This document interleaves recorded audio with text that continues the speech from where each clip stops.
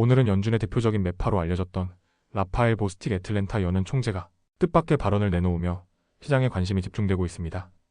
그동안 인플레이션 억제에 가장 강경했던 인물이 이제는 금리 인하 가능성을 열어두고 있다는데요. 그 배경에 미국 경제가 안고 있는 물가 2.9%와 실업률 4.3%의 딜레마가 자리 잡고 있습니다. 보스틱 총재는 그동안 연준 내에서도 가장 신중한 입장을 보이던 인물이었습니다. 다른 위원들이 올해 금리 인하를 3차례 예상할 때 그는 단 한 번만 인하해야 한다고 주장했죠. 게다가 연준이 지난달 0.25%포인트 금리를 내렸을 때도 추가 인하는 2026년 이후가 돼야 한다고 못 박았었습니다. 그런데 최근 그의 말이 바뀌었습니다. 인플레이션과 고용 사이의 균형이 달라지고 있다. 이 한마디가 시장의 긴장을 풀게도 또 다른 불확실성을 키우게도 만들었는데요. 보스틱 총재는 최근 내슈빌 출장 중 기업인과 소상공인을 만나면서 현장의 공기를 직접 체감했다고 합니다. 불과 몇 달 전만 해도 물가가 문제다라는 반응이 대부분이었지만 이제는 고용이 더 걱정된다는 목소리가 절반을 차지했다고 밝혔습니다. 그는 이 변화가 단 2주 만에 일어났다고 말했죠. 경제 현장이 이렇게 빠르게 바뀌는 걸 보면 연준의 고민도 깊어질 수밖에 없습니다. 현재 미국의 인플레이션은 8월 기준 2.9%, 여전히 연준 목표치 2%를 웃돌고 있습니다. 하지만 고용은 둔화되고 있죠. 8월 비농업 일자리는 22,000개 증가에 그쳤고 실업률은 4.3%로 2021년 이후 최고치입니다. 즉, 물가는 여전히 높은데 고용은 식어가고 있는 정말 어려운 상황인 겁니다. 이 때문에 연준 내부에서도 의견이 갈리고 있습니다. 최근 공개된 경제 전망 요약에 따르면 10명은 고용 둔화가 심각하니 금리를 더 내려야 한다고 본 반면 9명은 물가가 여전히 높다며 금리 인하를 최소화해야 한다고 주장했습니다. 완전히 반반으로 갈라진 셈이죠. 보스틱 총재는 아직 투표권이 없는 비투표 위원이지만 그의 발언은 시장 심리에 큰 영향을 줍니다.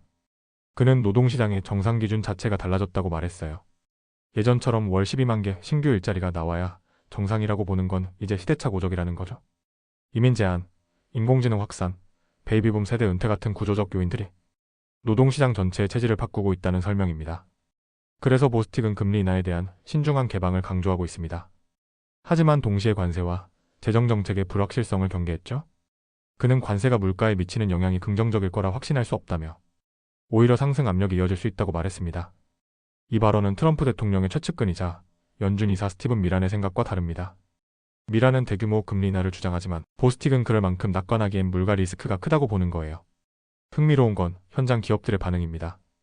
보스틱 총재는 내슈빌에서 건설 현장과 제조 공장, 그리고 대학을 둘러보며 기업인과 주민들을 직접 만났습니다. 그 결과 기업들이 공통적으로 말한 건 정책 불확실성이었습니다. 다들 또 무언가 새로운 정책이 나올 것 같다. 지금은 움직이기 어렵다고 했다고 합니다. 그렇다 보니 기업들은 과감하게 투자하거나 고용을 늘리지 않고 관망 모드로 전환하고 있는 거죠. 보스틱은 이를 제한된 참여라고 표현했는데 이는 경제가 급락하진 않지만 동시에 강하게 반등하기도 어려운 상태를 의미합니다. 여기에 주택 문제까지 겹칩니다. 보스틱 총재는 주택난이 단순한 복지 이슈를 넘어 기업 경쟁력의 핵심 문제로 번지고 있다고 지적했어요. 직원들이 감당할 수 있는 급여로는 집을 사기 어렵고 이런 지역은 결국 대기업만 살아남게 된다는 겁니다. 그는 주택 소유자가 아니면 주식도 갖지 않는다며 이 격차가 사회적 긴장을 불러올 수 있다고 우려했습니다. 게다가 연준이 금리를 내렸음에도 모기지 금리가 떨어지지 않는 현상은 그를 더욱 답답하게 만들었습니다. 그는 우리가 조정할 수 없는 요인들이 따로 작용하고 있다고 말했죠. 이제 연준은 또 다른 변수를 마주하고 있습니다. 정부 셧다운이 길어지면 28일에서 29일 예정된 FOMC 회의에 필요한 데이터 확보가 어려워질 수 있습니다. 보스틱 총재는 데이터가 부족하면 위험 간 전망이 달라질 수밖에 없다며 이번 회의에서 논쟁이 거세질 것이라고 예고했습니다. 그럼에도 그는 확실한 결론을 내리진 않았습니다. 불확실한 세상에서 나는 불확실하게 머문다. 이 말은 당분간 연준이 금리 방향을 쉽게 결정하지 못할 것임을 암시합니다. 인플레이션은 완전히 꺾이지 않았고 고용은 식어가며 불안감을 키우고 있습니다.